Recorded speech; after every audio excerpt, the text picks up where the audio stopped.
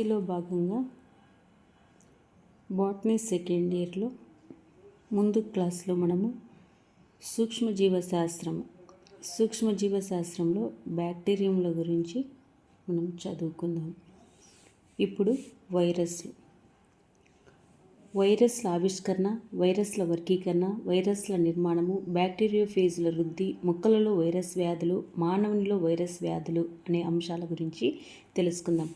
బ్యాక్టీరియంలో శైవలాలు, శిలీంధ్రాలు, ప్రోటోజోవా మొక్కలు, జంతువులలో ఉన్న అన్ని రకాల కణాలకు సంక్రమించే ఒక ప్రత్యేకమైన సమూహానికి చెందిన జీవరూపాలు వైరస్లు.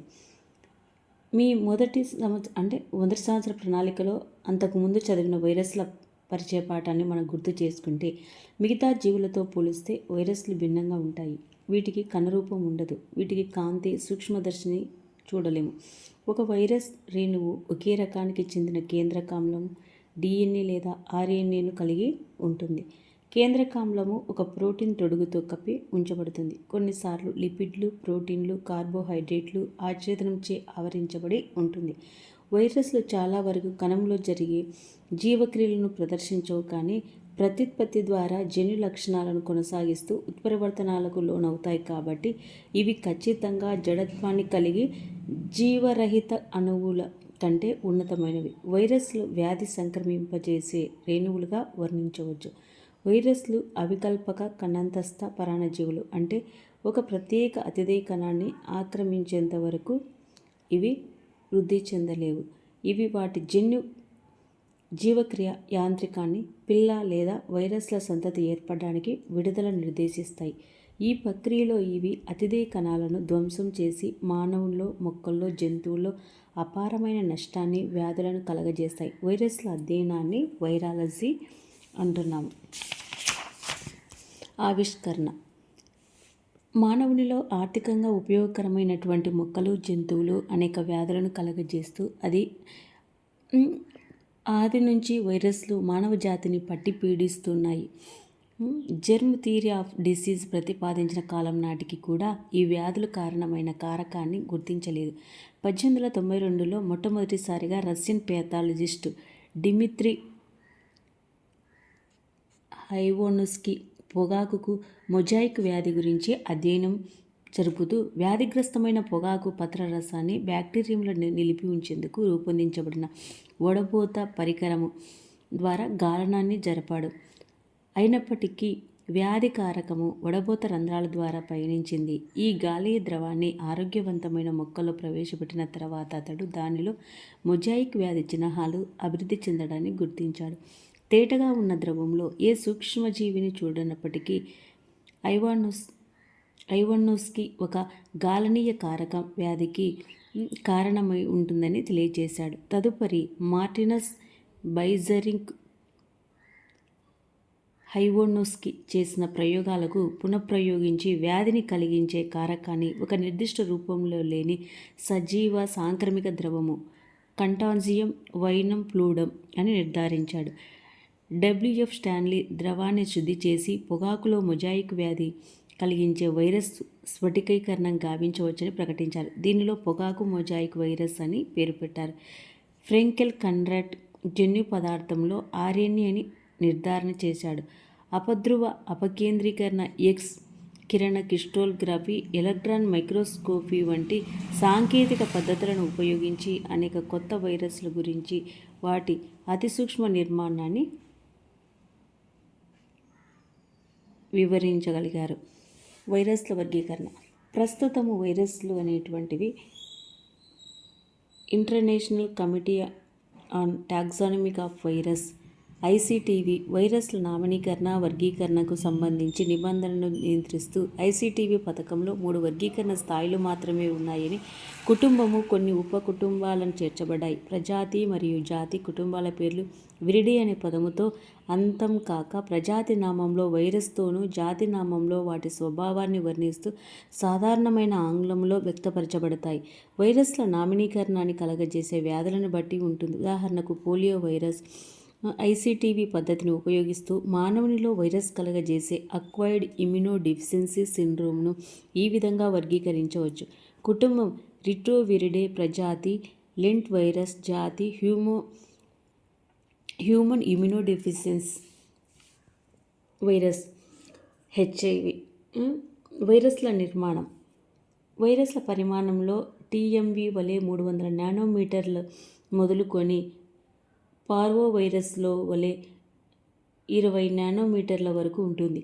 ఈ విస్తృతిలో గరిష్ట పరిమాణం వద్ద వైరస్లు రమారమి అతి చిన్న బ్యాక్టీరియా కణాలైన మైక్రోప్లాజం పరిమాణంలో కనిష్ట పరిమాణం వద్ద రైబోజోమ్లు సమానమైన వ్యాసం కలిగి ఉంటాయి. వైరస్లను అనేక విభిన్న రకాలైన స్వరూపాలుగా విభజించవచ్చు.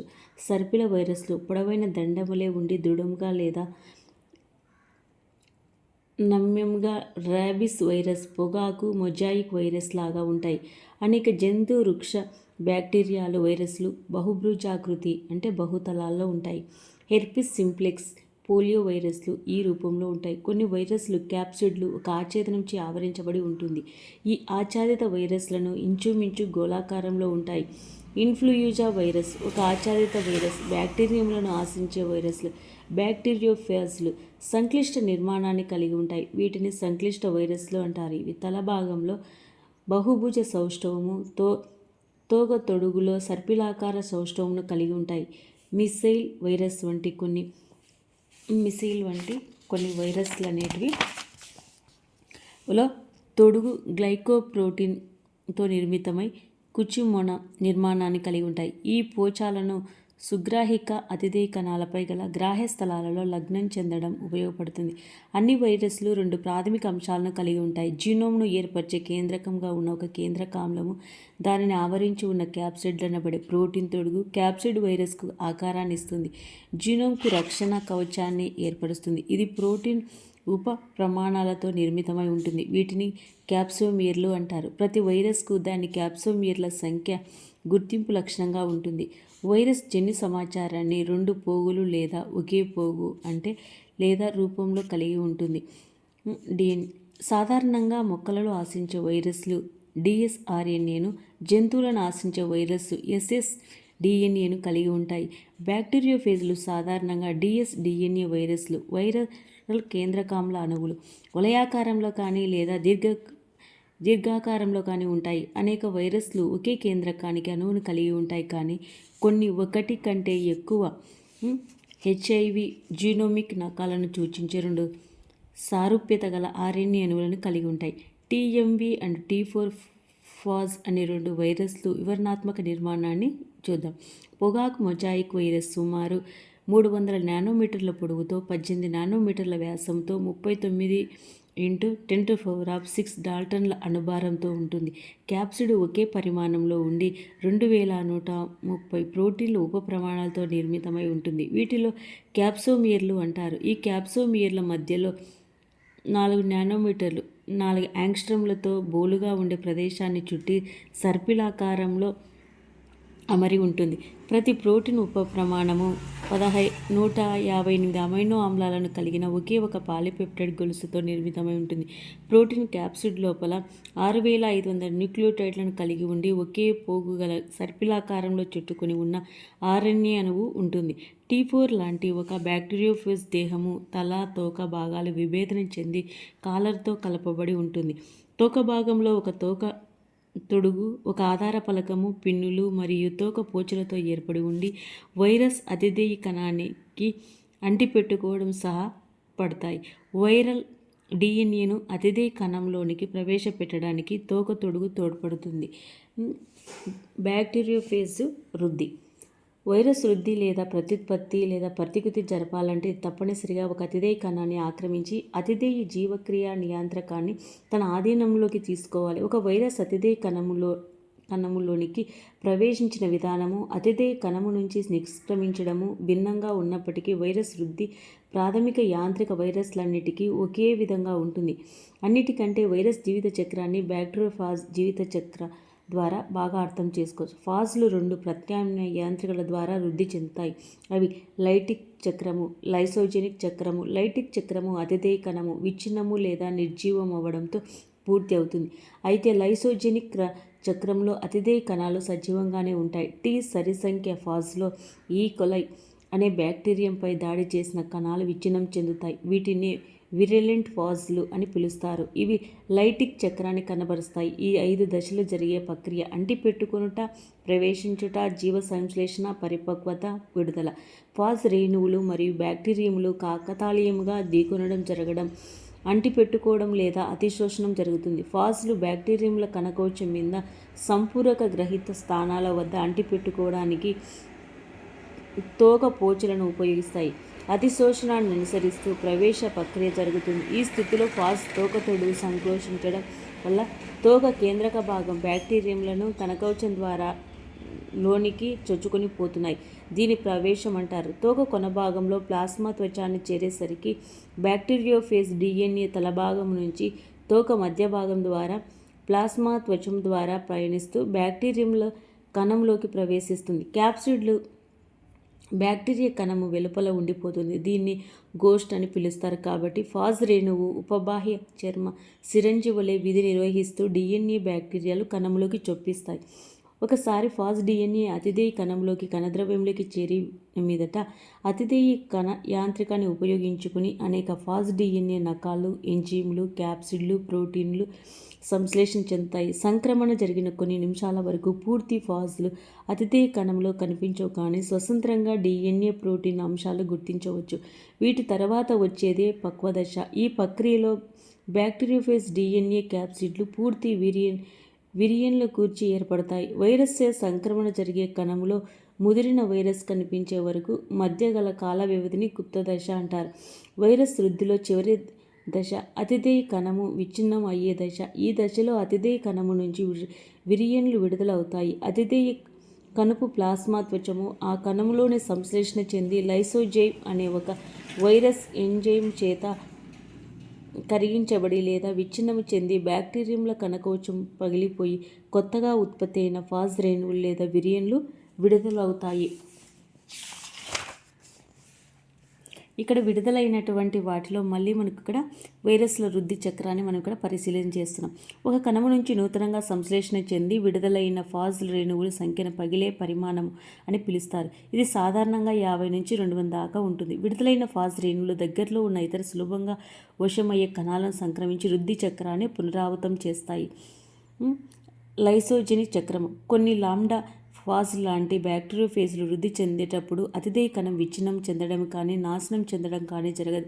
దీనికి బదులుగా ఫాజ్ DNAలో ఈ కొలై కణంలోకి ప్రవేశించగా వలయాకార బ్యాక్టీరియాలో DNAతో సమాకాలితమై దానిలో ఒక భాగమై గుప్తంగా ఉండిపోతుంది. ఇటువంటి ఫాజ్లను టెంపరేట్ ఫాజ్లు అంటారు. ఇలా కలిసిపోయిన ఫాజ్ DNAని ఇప్పుడు ప్రోఫాజ్ అంటారు. బ్యాక్టీరియము జన్యు పదార్థము ప్రతికృతి జరిగి ప్రతిసారి ప్రోఫాజ్ కూడా ప్రకృతికి లోనవుతుంది. తర్వాత సంతతి కణాలలో ప్రోఫాజ్ గుప్తంగా ఉండిపోతుంది. అయితే కొన్ని అరుదైన యాదృచ్ఛికమైన సంఘటనలో లేదా అతిదేయ కణము అతిలోహిత కాంతిని కానీ లేదా కొన్ని రసాయన ప్రభావానికి కానీ గురి అయినప్పుడు ఫాజ్ DNA బ్యాక్టీరియల్ జన్యు పదార్థం నుంచి విడిపోయి లైటిక్ చక్రము ప్రారంభానికి దారితీస్తుంది. లైటిక్ లేదా లైసోజెనిక్ జీవిత చక్రాలు రెండిటిలో ఏ విధమైన జన్యు వ్యవహానానికి దారితీయవు. మొక్కల్లో వైరస్ వ్యాధులు. వైరస్లు అవికల్ప పరాన్నజీవులుగా ఉండి మొక్కలలో పెరుగుదల అనేక వృక్ష వ్యాధులు కలగజేస్తాయి. వైరస్లు కలిగే మొక్కల వ్యాధులు చాలా వరకు సర్వాంగీణంగా మొక్క మొత్తం ప్రభావితమవ్వడం ఉంటాయి. సాధారణంగా తెగులు లక్షణాలు చాలా వరకు పత్రాల్లో కనిపిస్తాయి. వైరస్లు వ్యాధులు సాధారణంగా చిహ్నాలు నిర్హరితమైన, ఉదాహరణకు పీచు పశుపచ్చ తెగులు, మొజాయిక్ ఉదాహరణ పొగాకు మొజాయిక్ వ్యాధి, ఈనెల నిర్హితము ఉదాహరణకు బెండ ఈనెల నిర్హరితము, కురుపతము ఉదాహరణకు కోకో ఉబ్బుకాండము, పుష్ప చీలికలు ఉదాహరణకు ట్యూలిప్ పుష్పాల చీలిక మొదలైనవి ఉంటాయి. సాధారణంగా విరియన్లు సంక్రమంగా చెందుతూ వ్యాధులు కలగజేస్తాయి. ఒక విరియన్ అంటే తన అతిదేయ కణం వెలుపల పూర్తిగా సంవిధానం చెంది వైరస్ సాధారణంగా ఒక ప్రోటీన్ త్వచములోని 300 నుంచి 400 న్యూక్లియోటైడ్లను కలిగి ఉన్న చిన్న కేంద్రకాంల ముక్కను వైరాయిడ్ అని పిలుస్తారు. ఇవి అనేక రకాలైన ఆర్థిక ప్రాముఖ్యత గల మొక్కలపై ఉదాహరణకు టమోటాలు, పొటాటోలు, కుకుంబర్లు, సిట్రస్, నిమ్మ వ్యాధులు కలగజేస్తాయి. మానవుల్లో కలగజేసే వైరస్ వ్యాధులు. వైరస్లు మానవుల్లో సాధారణంగా జలుబు, హెపటైటిస్, ఆటలమ్మ, ఇన్ఫ్లుయెంజా, హెర్పెసిస్, వ్రణాలు, పోలియో మొదలైన విస్తృతమైన వ్యాధులు కలగజేస్తాయి. అనేక వైరల్ సంక్రమణ మరణానికి దారి తీస్తున్నప్పటికీ ర్యాబిస్, ఎయిడ్స్, ఎబోలా వంటి కొన్ని వైరస్ వ్యాధులు అధిక మరణ రేటును చూపిస్తాయి. మరికొన్ని పోలియో, నియోనేటల్ రూబెల్లా వంటి దీర్ఘకాలిక నిస్సత్వను, శారీరక బలహీనతగా కలుగజేస్తాయి. జంతువుల్లోనూ మానవుల్లోనూ ఎప్స్టీన్ బార్ వైరస్, మానవ పాపిల్లోన్ వైరస్లు వంటి కొన్ని వైరస్లు క్యాన్సర్లను కలుగజేస్తాయని తెలుసు. దీర్ఘకాలిక హెపటైటిస్ బి క్యాన్సర్కు దారితీస్తుంది. క్యాన్సర్ను కలుగజేసే ఇటువంటి వైరస్లను ఆంకో వైరస్లు అని పిలుస్తారు. వైరస్లే లేక కాకుండా ప్రియాన్లు అని పిలువబడే ప్రోటీన్ యుతమైన సాంక్రమిక రేణువులు కూడా ఆవుల్లో మడ్కౌ వ్యాధి, బోవెన్ స్పాంజిఫార్మ్ ఎన్సెఫలోలైటిస్, గొర్రెలలో స్క్రాప్ వ్యాధి అనే తీవ్రమైన జంతు వ్యాధులు కలుగజేస్తాయి. మడ్కో వ్యాధిని కలుగజేసే ప్రియాన్ ఎద్దు మాంసం ద్వారా మానవుడిని చేరి అతనితో క్రడ్జ్ ఫెల్డ్ జాకోబ్ వ్యాధి అని కలుగజేస్తుంది.